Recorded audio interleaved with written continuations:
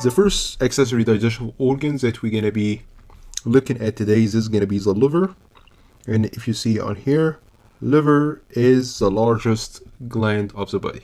We're going to have four main lobes that will build up the liver. If we're looking here at this diagram, you can see this large lobe on here. This is the right lobe. The smaller one here, this is going to be the left lobe. And if we're looking from beneath, we can find two other lobes. Those are the caudate and quadrate. We're going to check them out when we go to the Atlas session. We're looking here at the liver, and if you remember, the liver cells, those are the hepatocytes. Hepato means related to the liver, and cyte is a cell. So the cells of the liver, those are my hepatocytes. And hepatocytes are going to be responsible first of processing the blood-borne nutrients. So after I absorb the nutrients, if you remember, from the small intestine, those nutrients are going to be conducted from my small intestinal tube to the blood vessels. And if you remember, the blood vessels that will be conducting the nutrients from the small intestine to the liver, this was my superior mesenteric vein. And if you remember, superior mesenteric vein was one of the veins that will get the blood to the hepatic portal vein.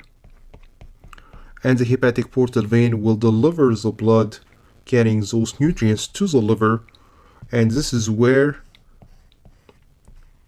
the metabolism will be taking place for those nutrients.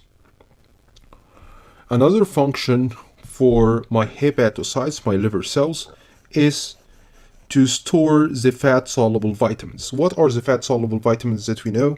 Those are vitamin K, E, D, and A. Those are the fat-soluble vitamins, and they get stored inside the liver cells, inside the hepatocytes. Another function for the hepatocytes is to perform a detoxification, like for the toxins, for the drugs, for the medications, all this gonna be detoxified in the liver cells. Another function here for the hepatocytes would be to produce the bile. And the liver cells are going to be producing around 1 liter of bile every day, but we will not be releasing all this amount, as we're going to see, directly in the duodenum, but all this bile is going to be passing first to the gallbladder. This is where the concentration going to be taking place. So gallbladder is this thin-walled muscular sac that will be located on the ventral surface of the liver. This is where I will be storing and concentrating the bile until when? Until I get the signal that the food did pass to the duodenum. And then the gallbladder will contract, releasing the bile in the cystic duct, and then it will pass from the cystic duct to the common bile duct that will fuse then with the duct coming from the pancreas. This is my main pancreatic duct, to form the hepatopancreatic ampulla, releasing the liver bile and the pancreatic juices to the proximal segment of my small intestine. This is my duodenum. The largest gland of the body, this would be the liver. If you see, liver is going to be divided into 4 main lobes. What are those 4 main lobes that we will be formed of? So let us hide all the other organs on here.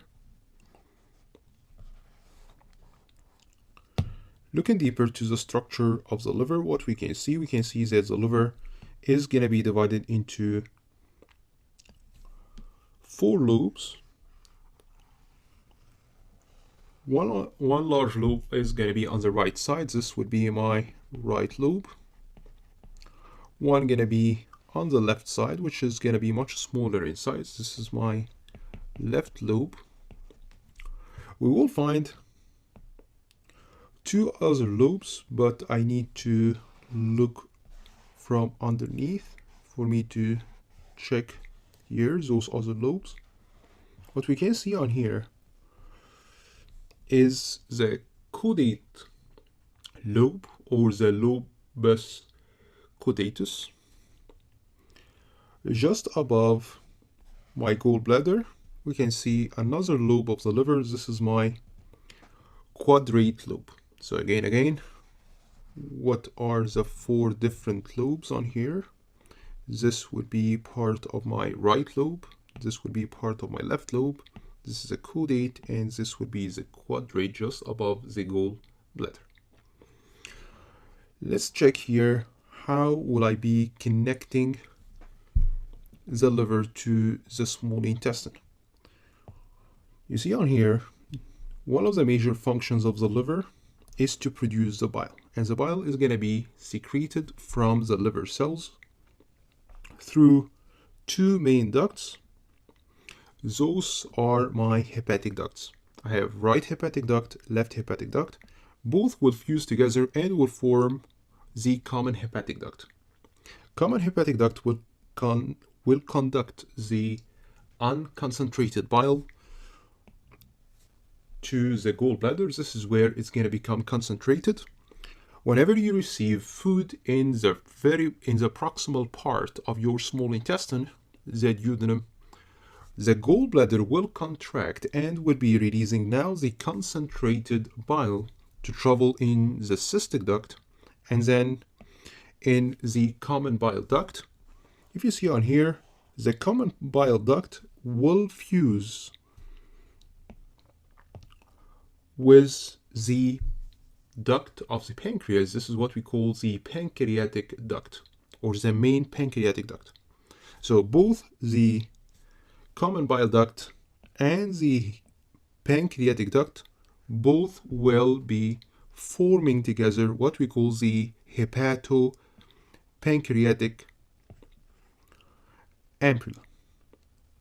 So hepatopancreatic ampulla is the duct that would be receiving both the bile from the liver on here and the pancreatic secretions through the main pancreatic duct. And this is what allows the duodenum to receive both secretions to complete the chemical digestion. It started in the oral cavity in the mouth. The pancreas is our next accessory digestive organ, and if you remember, the pancreas is a gland which has 2 different parts. I have an endocrine part and an exocrine part. Endo, I am releasing inside of what? I am releasing my secretions inside the bloodstream. I am releasing hormones. What hormones do you remember that were released from the pancreas? The pancreas was releasing insulin and glucagon. And those are the hormones that we did cover back in the endocrine system. But today we are concerned with the exocrine part of the pancreas. Exocrine means I am releasing out of the bloodstream. I am releasing my secretions in the intestinal lumen, not in the bloodstream. So this part of the pancreas would be releasing its secretions through a duct here. So an exocrine gland is simply a gland that releases its secretions through ducts. So you see on here, the part of the pancreas that would be releasing the pancreatic juices needed for the digestion, those are the acini, which are clusters of secretory cells. And they contain the zymogen granules that will be containing the digestive enzymes. The pancreatic fluid is about 1.5 liters that will be released each day. And the main three components on here of the pancreatic fluid, this would be the water, digestive enzymes, and bicarbonate. And this will tell you why, if a person has excessive diarrhea, he might develop metabolic acidosis. Why, if I have excessive diarrhea, I will develop metabolic acidosis? Because I am losing lots of alkalis. Bicarbonate is an alkaline base structure. If I am losing alkalis, this will cause the development of acidosis.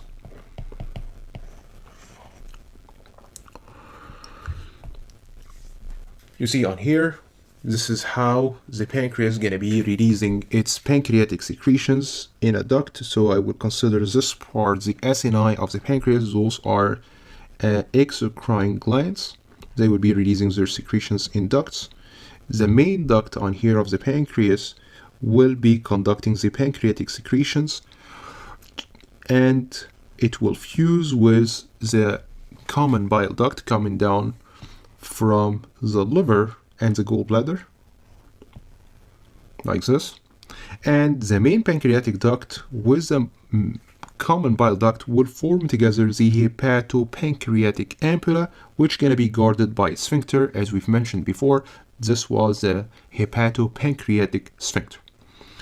And they will be releasing the secretions here in this C-shaped structure of the small intestines, the most proximal part of the small intestines. This is called my duodenum. You see on here, all those digestive enzymes that we're going to be producing in the pancreas will be produced in an inactive form. You see here, gen, and pro. I'm releasing trypsinogen. This is the inactive form of an enzyme called trypsin. I am releasing the chymotrypsinogen, which is going to be activated into chymotrypsin. And we are releasing the procarboxypeptidase, which is going to be activated into carboxypeptidase. All the three on here, the trypsin, the chymotrypsin, and the carboxypeptidases, are digestive enzymes that will be breaking down proteins, as we're going to see in the next few slides. So starting first with the protein digestion. So when we ingest the proteins going to be broken down for the first time in the stomach. Remember, the enzymes that will be breaking down the proteins in the stomach, this is called the pepsin. And remember, the pepsin is going to be activated by the hydrochloric acid produced by the gastric cells. Can you remind me what cells would be responsible to produce the pepsin, or in other words, the pepsinogens that will become activated under the effect of the hydrochloric acid? Yeah, those are my chief cells, exactly. And what cells of the stomach will be responsible for the release of the hydrochloric acid? If you want to go back, give you a second on here. Go back to the stomach cells. And what cells were producing the hydrochloric acid? What did we call those cells on here? Those are my parietal cells. Can you remind me what other substances will be produced by the parietal cells of the stomach other than the hydrochloric acid? Yeah, we did release intrinsic factor as well. And if you remember, intrinsic factor is needed for you to be able to absorb vitamin B12. Having deficiency of vitamin B12 might result in what we call pernicious anemia. Don't worry about the name on here. We're going to cover this in details when we get to the blood chapter.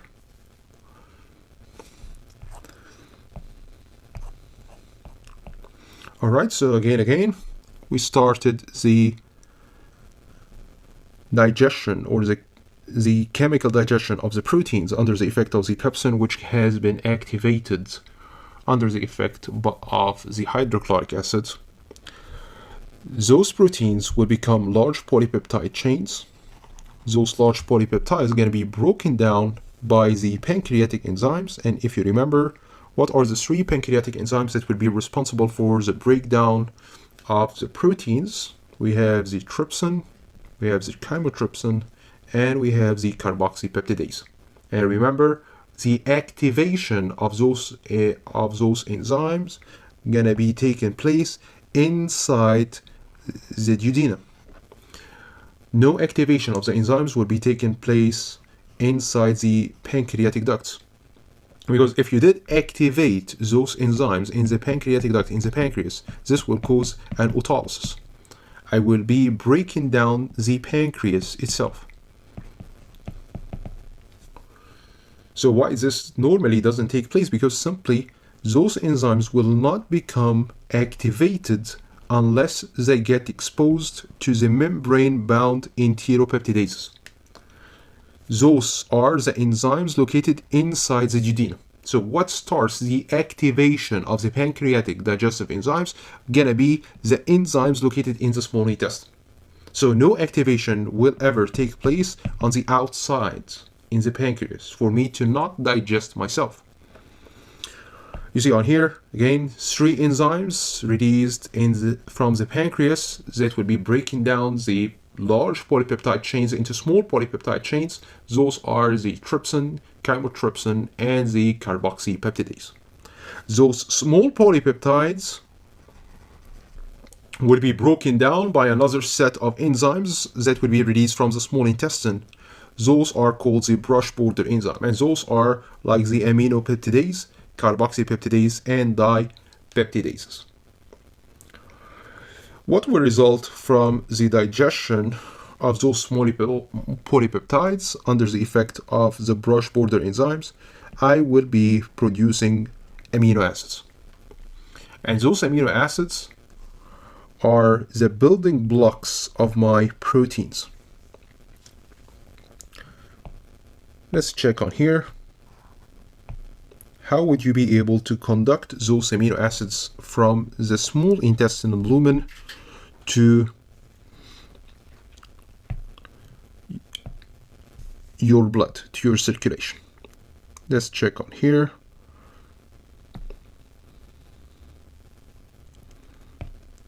So if this is the intestinal lumen, so I've got my amino acids. Those are the building blocks of the proteins. And another absorbable form for the proteins are going to be the dipeptides. And dipeptides, simply speaking, those are 2 amino acids which are attached together. Those will have the ability to pass to the intestinal cells. You see here, those are the microvilli of the intestinal cell on here. On the other side of the intestinal cell, you're going to have your blood vessel, like this. So absorption, simply speaking, is your ability to conduct those amino acids first through the brush border of the intestinal cells and then through this basal layer of the cell. So again, what's the cells that we're looking at? This is my intestinal cell. Right, let me change the color on here for it to be clear for you.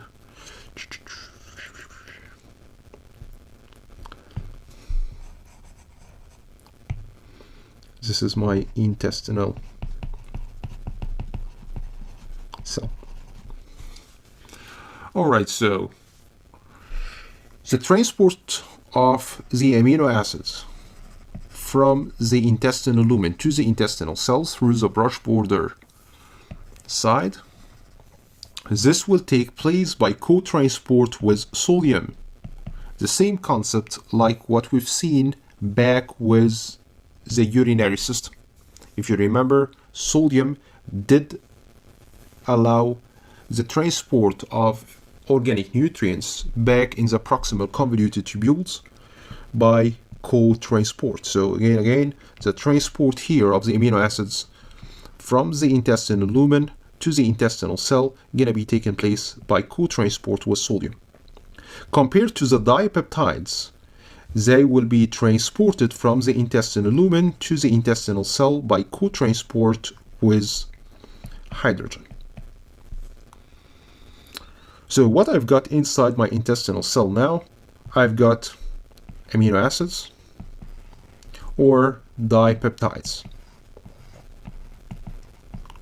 Those dipeptides gonna be broken down by the hydrogen that was transported with them. So I will be breaking down the peptide bond between those two amino acids. So what I will end up with is gonna be just free amino acids. Those free amino acids now will need to be transported to my bloodstream.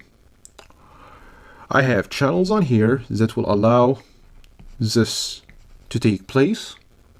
Do I need to spend any energy like I did for the co-transport on here? So co-transport, I did need to consume ATP for it to take place.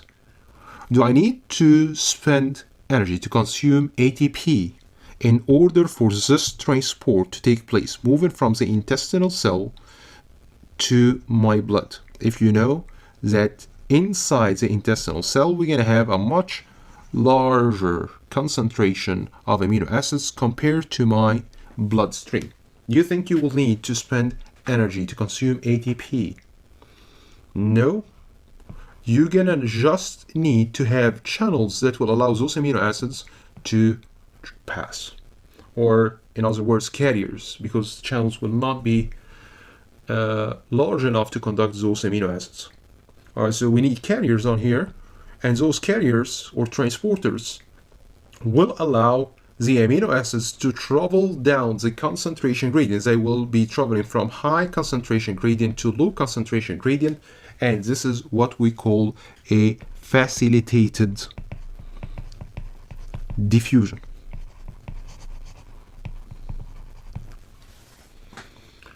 So you see on here, first I did conduct the amino acids from the intestinal lumen to the intestinal cell, and this is going to be taking place by co-transport with sodium if I'm conducting single amino acids, or with co-transport with hydrogen if I'm conducting a dipeptide. The dipeptide is going to be broken down by the hydrogen, and I will end up having just single amino acids in my intestinal cells. Those amino acids going to be conducted down their concentration gradient by facilitated diffusion from the intestinal cell to my bloodstream. Moving on to another type of nutrients that we can see on here. This is going to be my carbohydrates.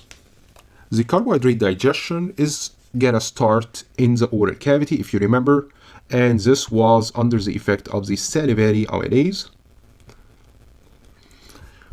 And you're gonna be completing the digestion of those carbohydrates under the effect of the amylase that you're gonna be producing from the pancreas. So we have two types of enzymes, a type that would be released from the salivary glands, and the other type is going to be released from the pancreas. This is called the salivary, and this is going to be my pancreatic. Those enzymes will be broken down complex sugars like the starch and the disaccharides into oligosaccharides and disaccharides. So oligo means few.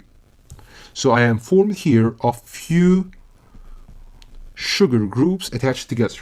I'm not a complex sugar like the starch. Those oligosaccharides or disaccharides means I have two sugar units attached together. Those cannot be absorbed into your cells. I need to break them down into monosaccharides. Those monosaccharides are the ones that I am able to absorb and utilize by my cells. So if you have lactose, which is the sugar of the milk, it's a disaccharide, so I need to split it, break it down into galactose and glucose. If I have a maltose, the sugar of the starch, maltose here needs to be broken down into 2-glucose. The sucrose, the sugar of the fruit, will need to be broken down into a fructose and a glucose. So you see on here, all the disaccharides need to be broken into monosaccharides. And this is going to be taking place under the effect of the brush border enzymes in the small intestine. So if, for example, you want to break down lactose, what you're going to be using, enzyme called lactase. This is an enzyme that breaks down the lactose. If you want to break down maltose, what enzyme will you be using? You're going to be using the maltase. If you're willing to break down the sucrose, what enzyme will you be using? You're going to be using the sucrase. So now I've got single amino acids. So inside my intestinal lumen, this is my intestinal lumen like this, and this is my intestinal cell. This is my brush border, and this would be my blood vessel that I've got here like this. And inside my intestinal lumen, I will have my monosaccharides, I have my glucose, I have my fructose. Alright, so let me put here the galactose first, galactose, and I have my fructose. Those are the 3 monosaccharides I will have in my small intestinal lumen. Those monosaccharides, glucose and galactose, gonna be able to pass from the intestinal lumen to your intestinal cell by co-transport with sodium. What else did we allow the passage by co-transport with sodium that we've just seen? We did allow the transport of amino acids exactly by co-transport with sodium. So you see on here, glucose and galactose will be conducted from the intestinal lumen to the intestinal cell by a transporter that needs sodium also to be transported. And this is an active process, so it needs ATP for it to be conducted. On the other hand, my fructose will pass from its high concentration gradient outside of the cell to its low concentration gradient inside the cell, passing through a carrier here. And this type of transport does not require ATP. This is a simple a passive transport. What do we call the transport on here, in which we will not need any ATP to be consumed? This is a facilitated diffusion. Again, what I mean by facilitated diffusion, I am conducting as a substance from its high concentration gradient to its low concentration gradient, and this will be allowed to take place by using a carrier or a channel. So I didn't consume any ATP to allow the fructose to travel from the intestinal lumen to the intestinal cell. So what you will end up with, you will end up having your glucose, your galactose, your fructose inside the intestinal cell, and those gonna need to be transported now from your intestinal cell to your blood vessel. So this is gonna be taking place by facilitated diffusion. So the same concept, you're gonna have a carrier that will allow those monosaccharides to travel from their high concentration gradient inside the intestinal cell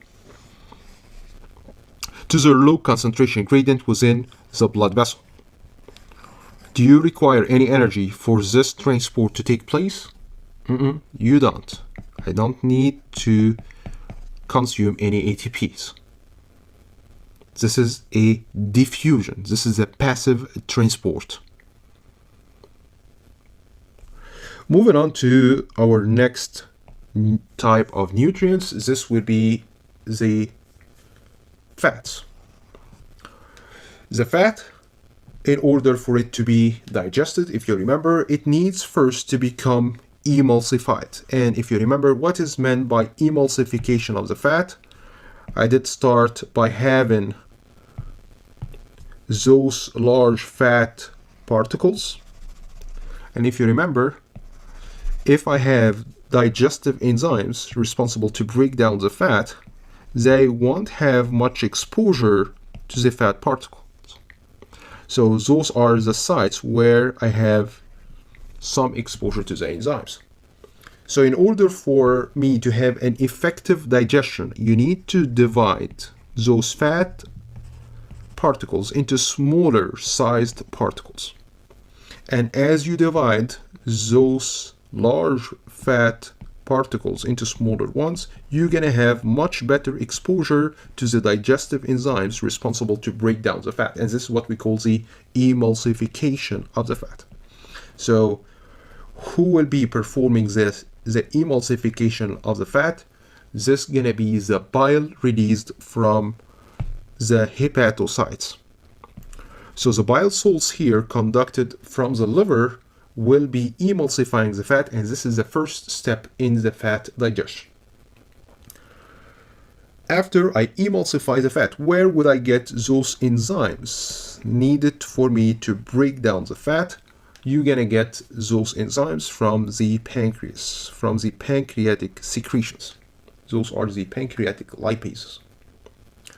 Pancreatic lipases is gonna be breaking down those fats into glycerol and fatty acids. Let's check on here, how would I be able to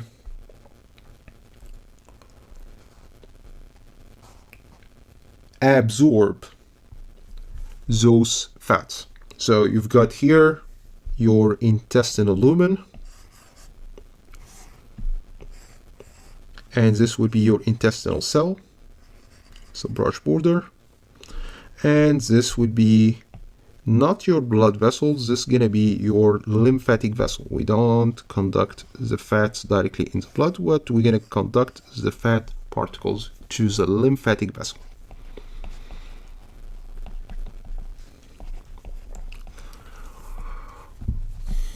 And then from the lymphatic vessels, you're going to conduct those fats into the systemic circulation later on.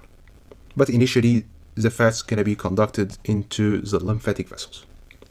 So you see on here, you've got your glycerol, you've got your fatty acids. So let's say we didn't mention any specific number, right? So glycerol and fatty acids, those are fats. Would they be able to pass through the phospholipid bilayer of your intestinal cells? Or would I need a carrier or a channel for them to travel? No, they will simply pass through the phospholipid bilayer through the plasma membrane of my cell, from high concentration gradient to low concentration gradient. I am a fat soluble substance. I don't need any carrier, I don't need any channel to allow the transport to take place. I will travel here by simple diffusion. And whenever we say diffusion, is this an active or a passive process? Do we need to consume any ATP to transport a substance from its high to its low concentration gradient? No. This is a passive process, so no ATP would be required for this to take place. But the problem here is that the glycerol and fatty acids that I've got in my cells now, those are not going to be able to travel in water. They are fat soluble. They will precipitate. So try to imagine that you've got butter circulating in your blood vessels. What's going to happen to the butter? It will start to block your vessels. We don't want to have those in our vessels. So we need to transform the glycerol and fatty acids into a more neutral form, and then to make them more water soluble for us to be able to get them transported through our circulation. So we're going to be creating a neutral form of those fats. The neutral form of the fat is going to be my triglyceride. Why did I call it triglyceride? Because you see on here, I am formed of 3 fatty acids.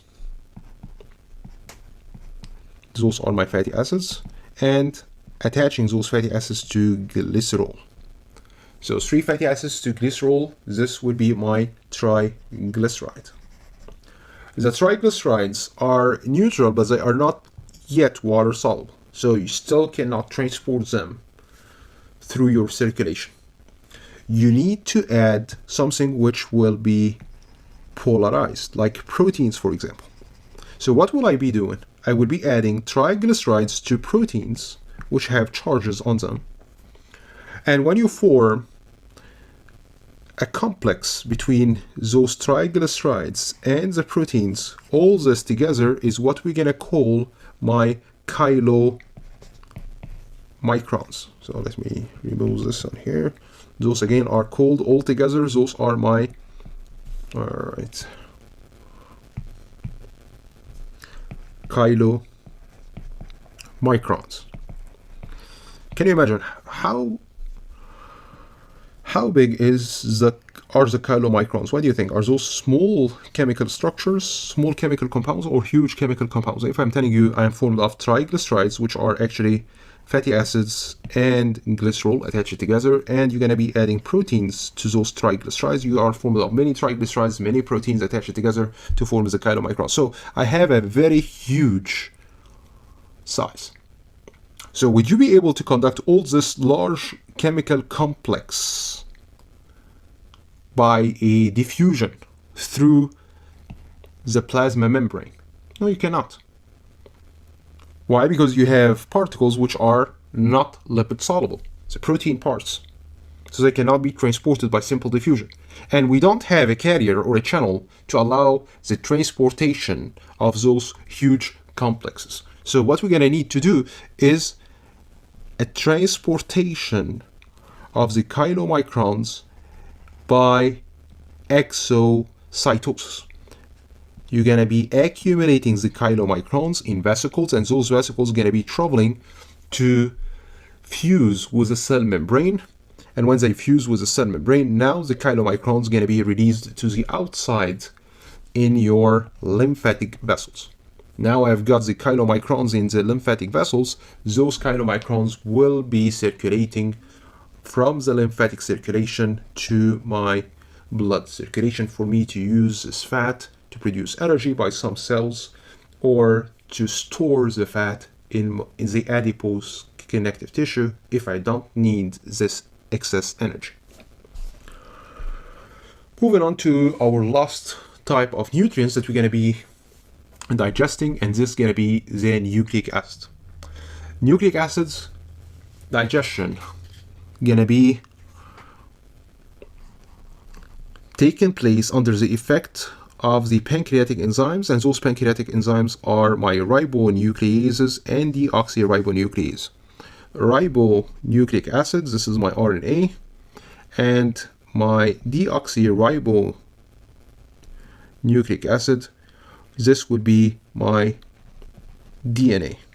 Deoxyribonucleic acid, this is my DNA. So if I want to break down DNA, you use deoxyribonuclease. If you want to break down RNA, you're going to be using ribonuclease.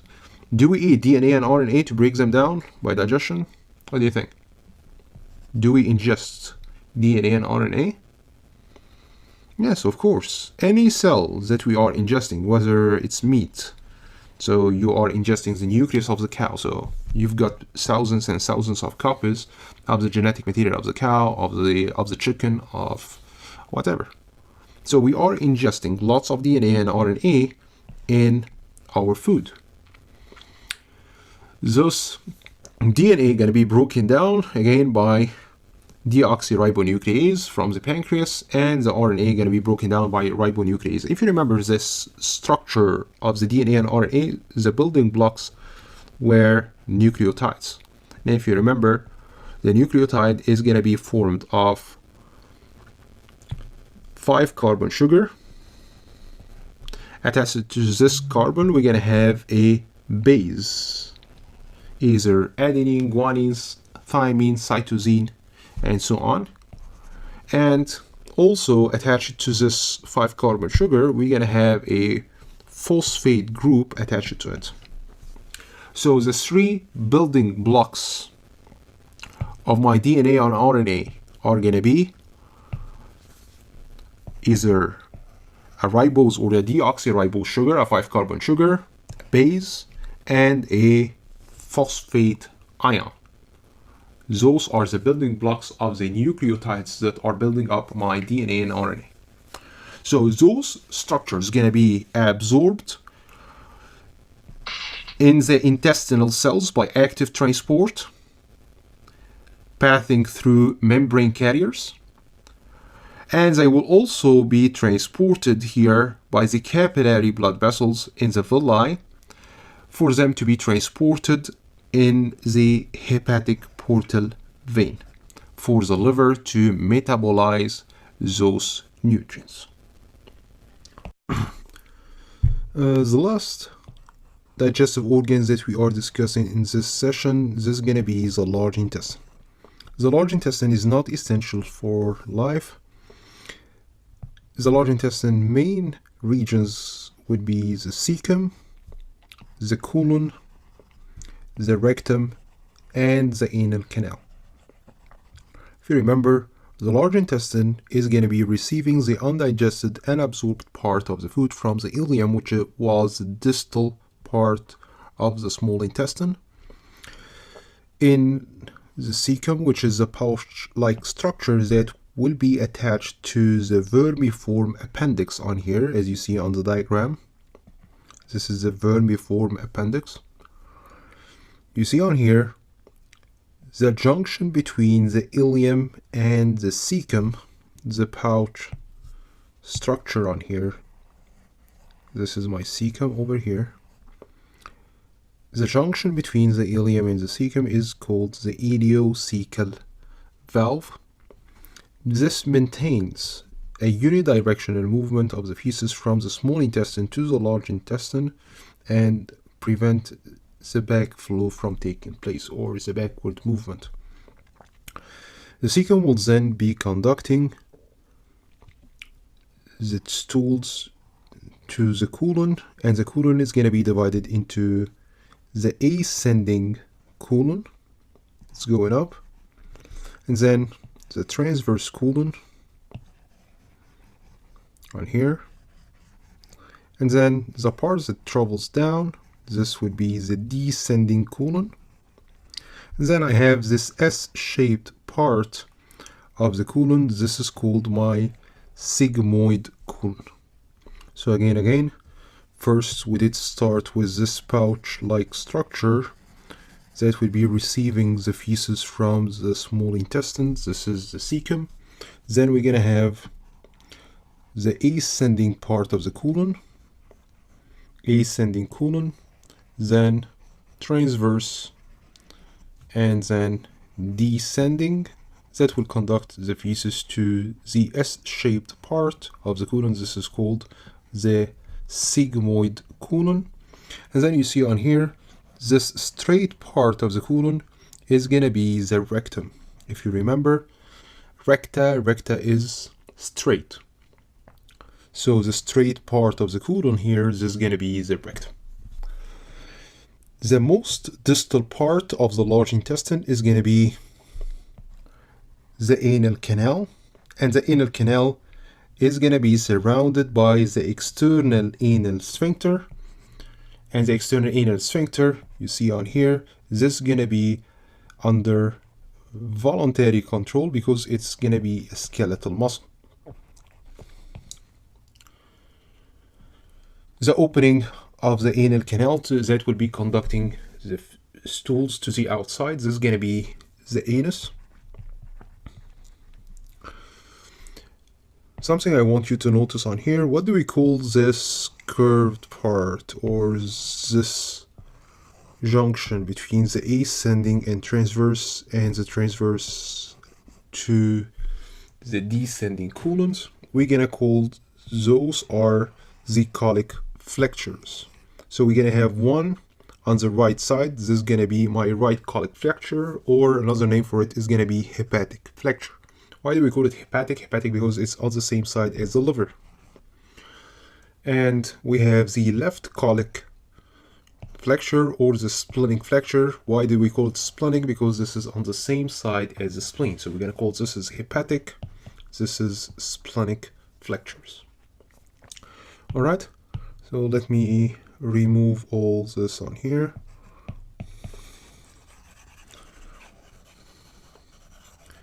And let's review one more time the different parts of the large intestine.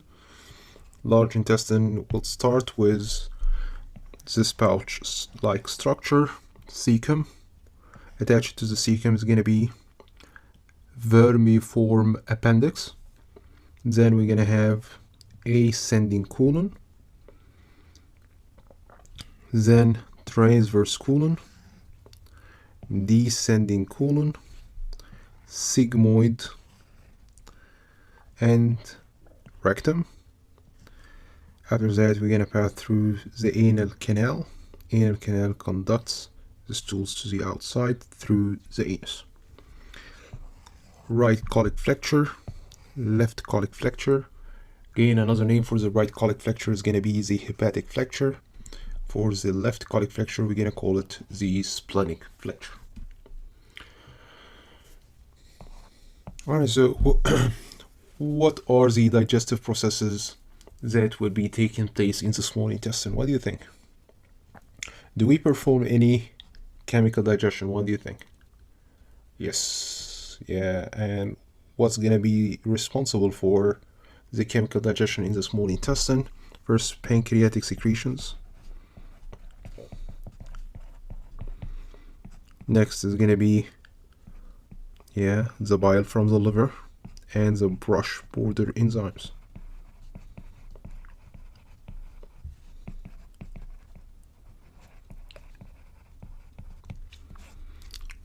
All those secretions are going to be sharing in the chemical digestion taking place in the small intestine.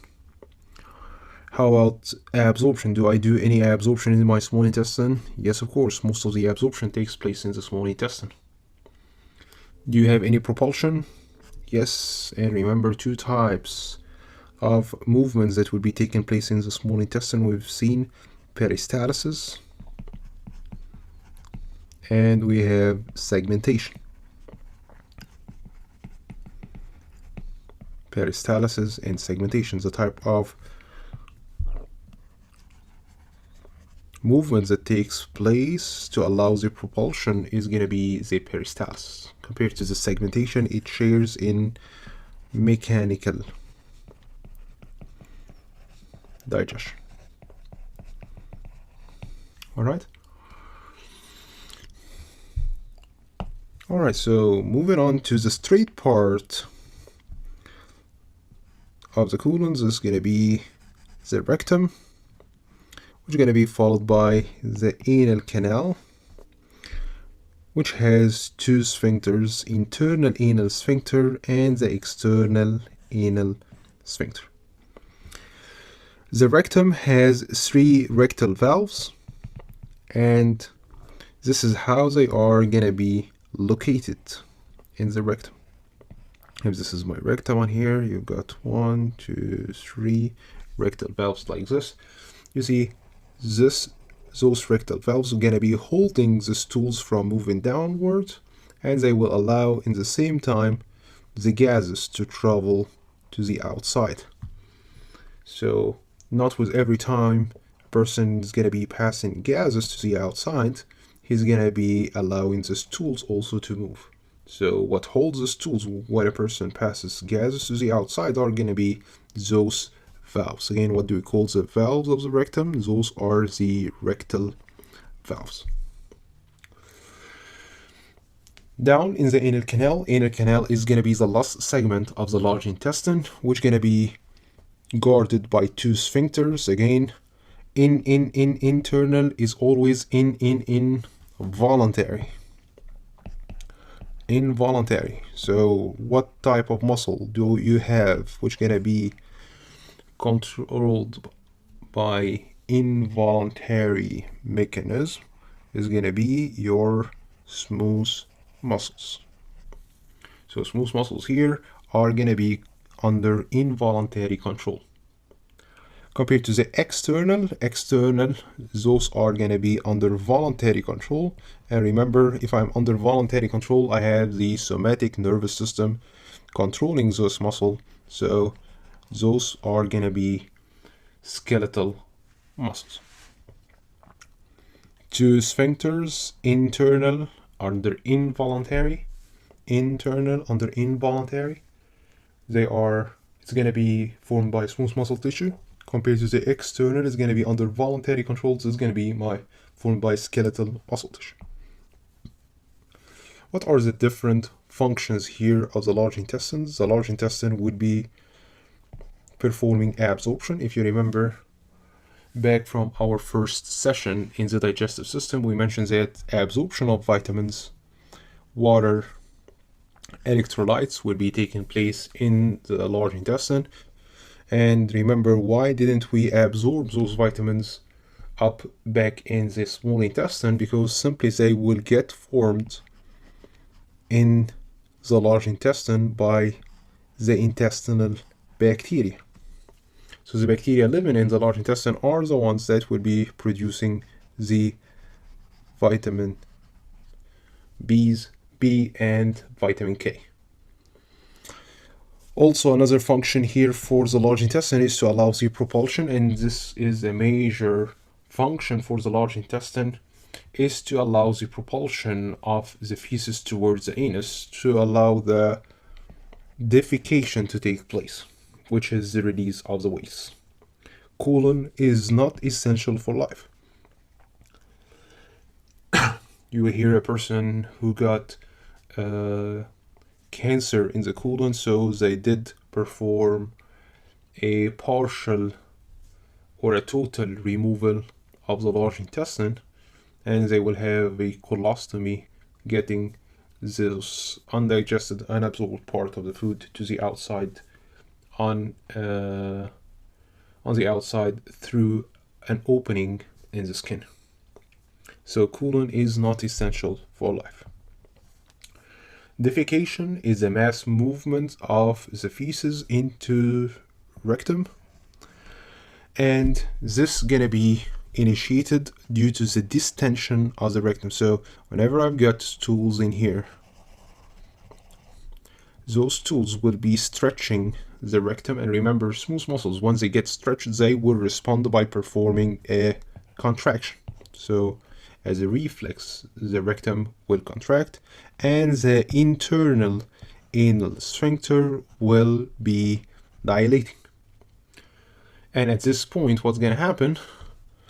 A person will feel the urge to defecate. So I have movement now of the stools to the outside because of the dilation of the internal anal sphincter and the contraction of the rectum. But what will hold the stools from moving to the outside is going to be the external anal sphincter. External anal sphincter is going to be holding from outside. Defecation is going to be partly under voluntary control and partly under involuntary control. The involuntary part is the contraction of the rectum, sigmoid colon, and the dilation of the internal anal sphincter. Compared to the voluntary part is going to be the relaxation of the external anal sphincter. This is the part which is under conscious control.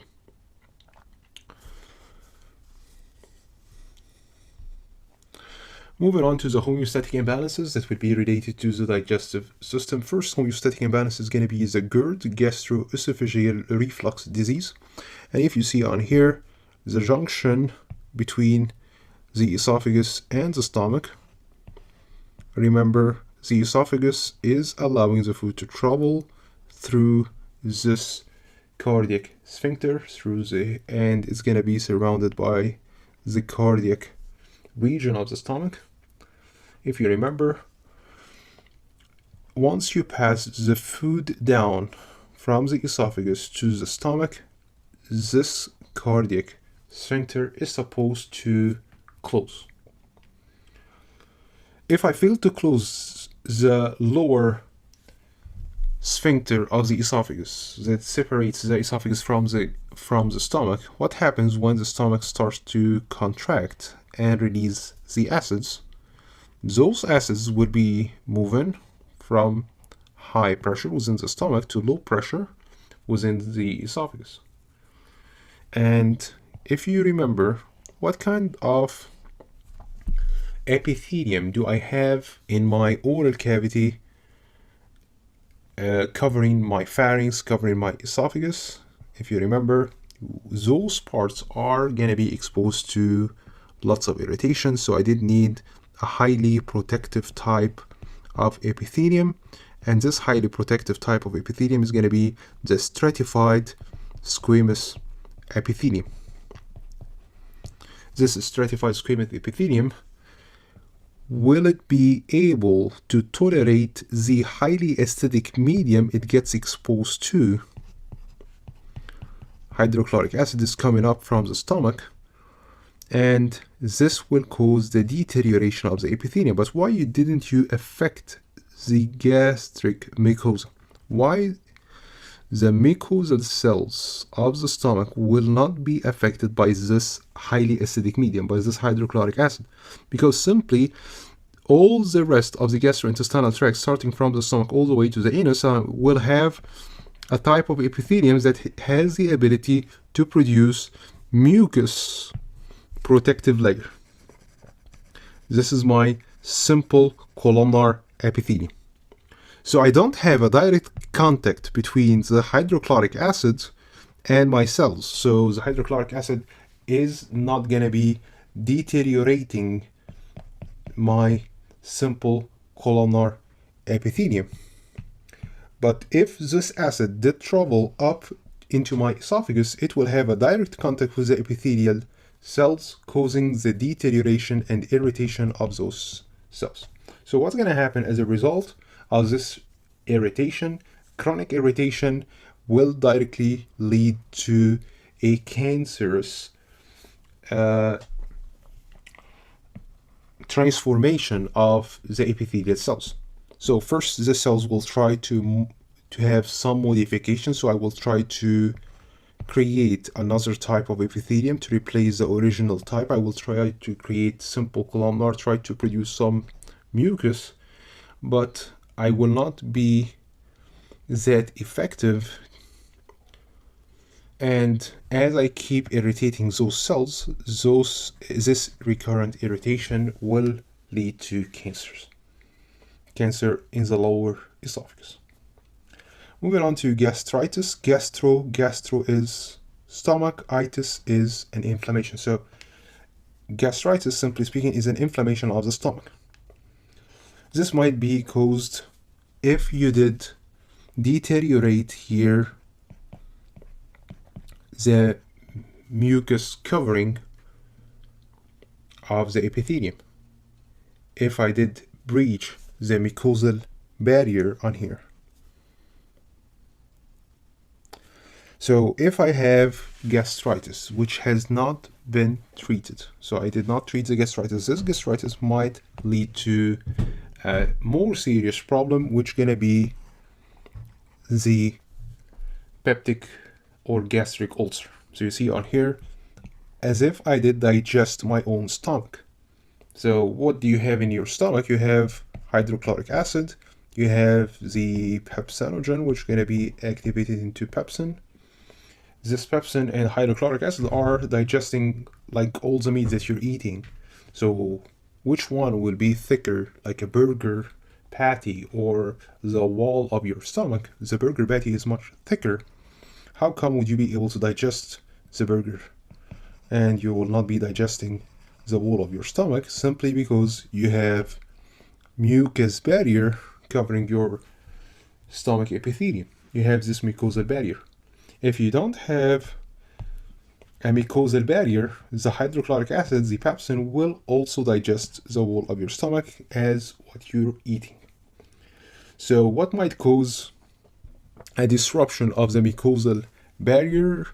One of the most common reasons for the disruption here is going to be a bacteria called Helicobacter pylori. Helicobacter pylori, you see on here, this is the organism. Its main effect is to disrupt the mucosal barrier. If I have disruption of the mucosal barrier, I will be breaking down my own stomach wall.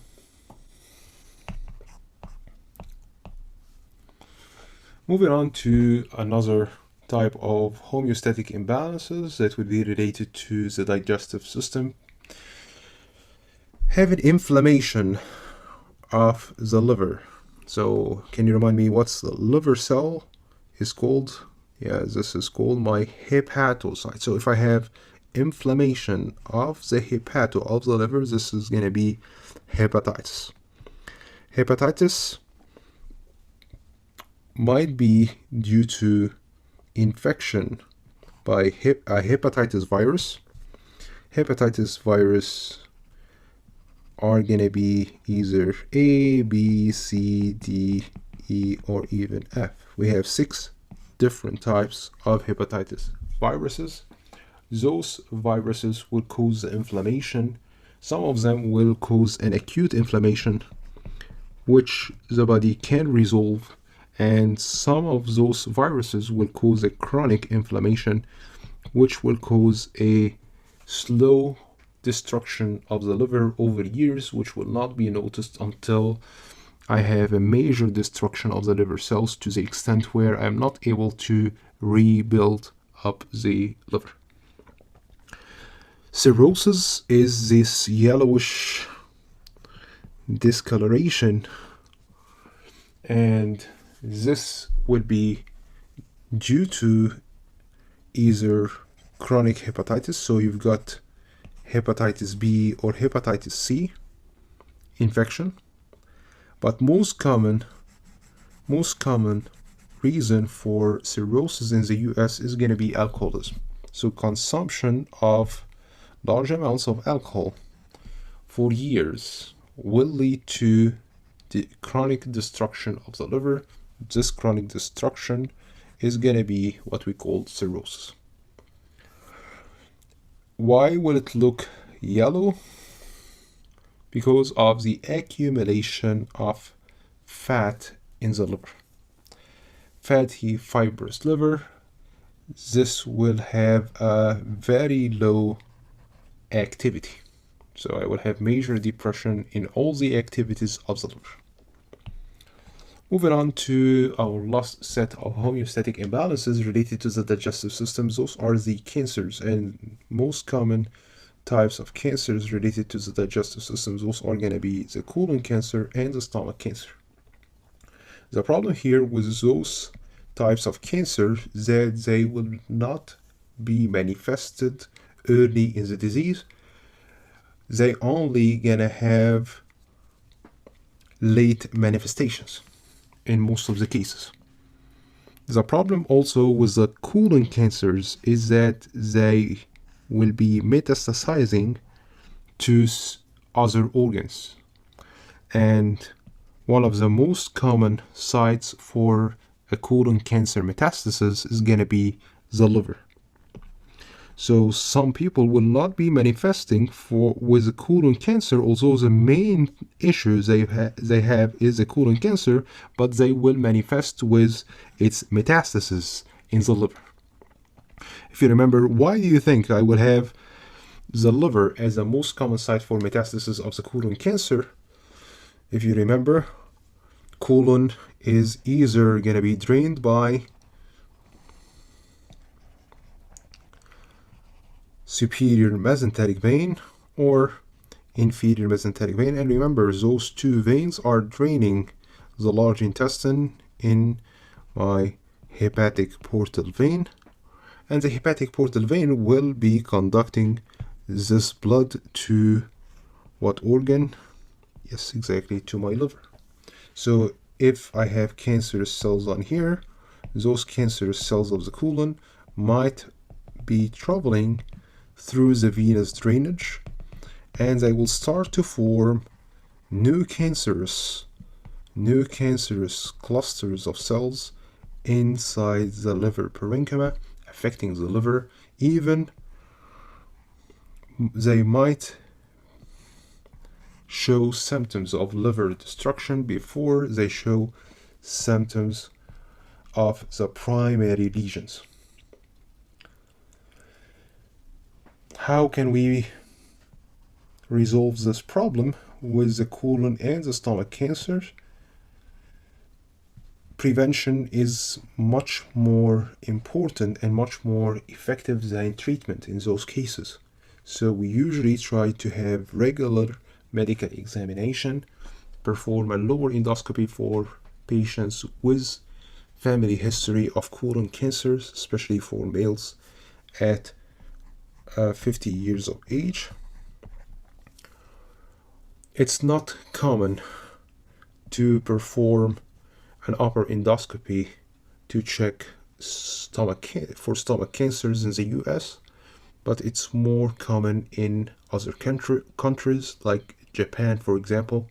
It's very known and very common type of cancer in Japan. That's why people usually recommend to perform upper endoscopy to check if there is any gastric lesions that might progress into a stomach cancer. Alright, so this completes our discussion on the digestive system, and we'll see you in the next session.